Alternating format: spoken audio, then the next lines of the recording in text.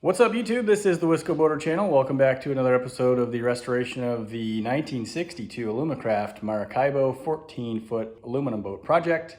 Today I'm going to get the floor coated with none other than some Flex Seal. I've never used this product before, but from the research that I've done, it seems to be a pretty decent product. There's a lot of jokes out there about this stuff. You know, sealing holes underwater with it, I don't think that works necessarily. This stuff does have a 24-hour cure period, so, but I'm gonna start by going over the details of the floor before I coat it. I don't know if one coat's gonna do the whole floor or not. It says it covers 37.5 square feet. That's probably right about what I have. I may have to go buy another quart. This stuff is fairly expensive, 35 bucks for this quart. So, hopefully I can get the entire floor done, but we'll see what happens. So let's take a look at the floor first. I'll tell you what I know, what I don't know, and then what I'm going to do. All right, so looking at the floor, you can tell where water has pooled in the past. There's a spot right there, obviously, that's missing its coating, and then back here in the aft bilge area, I guess you can technically call it a bilge because there are ribs that go across, or frames that go across here that lift the floor up off the bottom of the hull. There are water channels that go underneath each one of those that allow water to flow to the back. So the aft bilge area pretty significantly eroded away from the original coating that was on this. This stuff that's on here is it's not a rubberized compound, I don't think. It's some sort of anti-skid paint. It's got a very grainy, sandy texture to it. I don't think, and I may be wrong, but I don't think that this stuff was actually used to provide any sort of seal to the boat. But I think that the Flex Seal will give some peace of mind as far as sealing the boat goes. From what I know, what I understand, the boat does float, doesn't have any leaks. I haven't been able to test that. So going up front here, again, you can see where water has pooled in the past, where there's some discoloration there from the original coating that's on here. I am using, I'm gonna use black Flex Seal. I chose not to do gray because I want to be able to see exactly where I've been and where I haven't been. So changing the color to black will allow me to see if there's any missing spots or areas that didn't quite get coverage. I do plan to go all the way up to the bow up inside there. You can see everything is masked off. Not necessarily because you need to. I mean, it's all going to get covered by carpet anyway, but that's just kind of the way I do things. I have a line to go off of, so that's where I'm gonna stop the paint. So yesterday, in order to get this process started, I had the boat out in the driveway and tilted it up, sat it down on the stern, and pressure washed the entire inside of the boat, and got all of the paint chips out of the way and all the dirt and grime that was in here. So I do know that the floor is clean. It is now dry.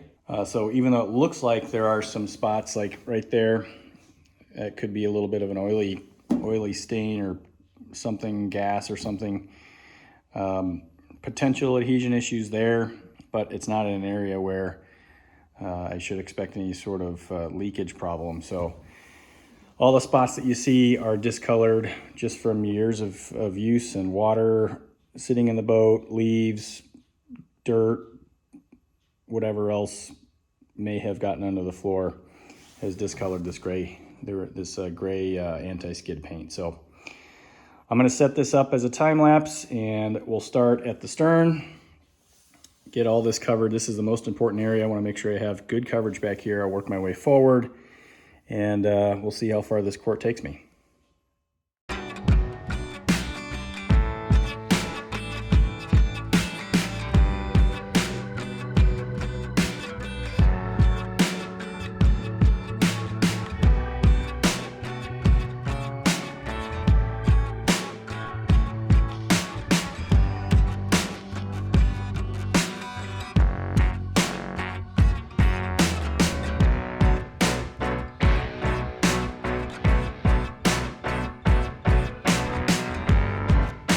right, well, that's enough time lapse.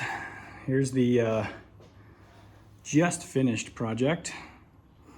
Obviously still very glossy from being wet. I may have a couple of little areas to go over again. You can kind of see right there.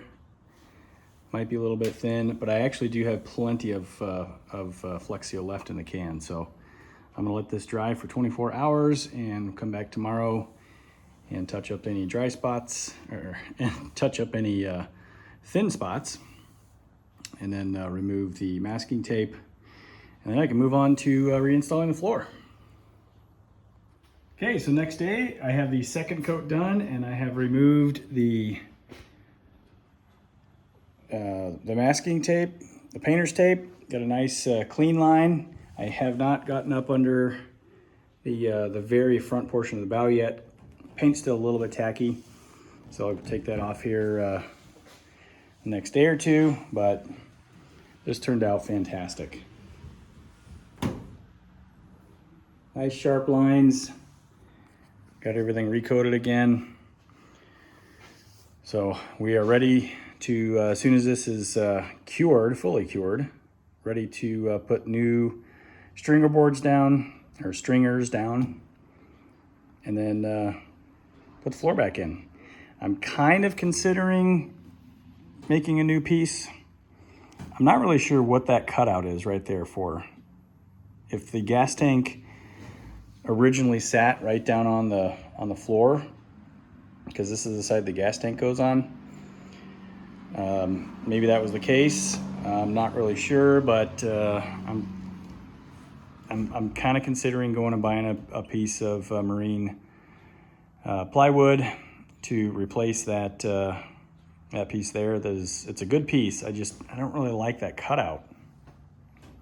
So that'll be a decision, but next step will be to put stringers down, and then we'll get the new floor put in. And I also have the boards laid out on the original floor, which I did decide to go ahead and reuse because it's in great shape. With one little modification. It may or may not be a modification. I don't know what it actually looked like when it was new.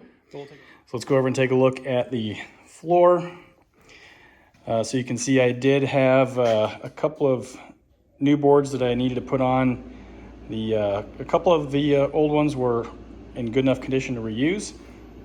I've just got them laid out right now. Don't have them screwed down in place, but that is going to be the layout of the stringers.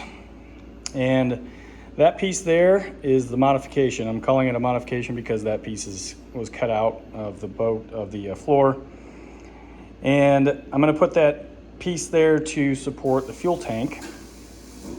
That is just a 3/8 inch piece of birch plywood, and I may epoxy coat that once we get it down on the boat, just to give it a little extra protection. But of course, carpet's going to cover it up on the other side. This is the bottom side, so it'll be flipped over before we put it in the boat. So I'm going to work on getting the stringers screwed to the floor, and then when my neighbor Jeff gets home, hopefully he can come over and help me get this flipped over, and we'll drop it in the hull of the boat.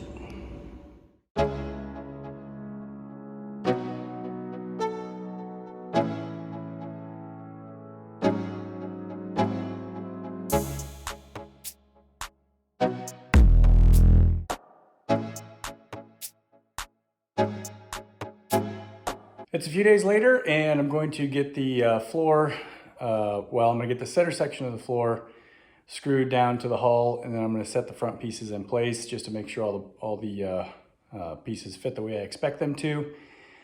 Very limited on time tonight, so that's as far as I'm going to get, but I'll do a time lapse here putting in the center section, and then I'll show you the front pieces as they get laid out. This is one of those damn it moments. I hit the time-lapse record button twice, didn't know it, and didn't record any of that. So I'll show you the floor anyway, but didn't catch any footage of screwing the floor down. Damn it. All right, well, here's the floor. As I said, the center board, the big board here, is screwed down in place to the ribs or frames, whatever you want to call them. The new piece back there that the fuel tank will sit on is screwed down. And then the front pieces here, there's 5 of them. Those are just sitting in place right now, just to make sure that they fit as I expected them to. They do. Again, this is all the original wood in great shape. So reusing it was, I thought about not reusing it, but then I kind of thought, why not? It's in great shape. Save some money on the restoration. So I will get these screwed into the bottom of the hull probably next week. I'm out of time tonight, as I said, very limited time out here tonight.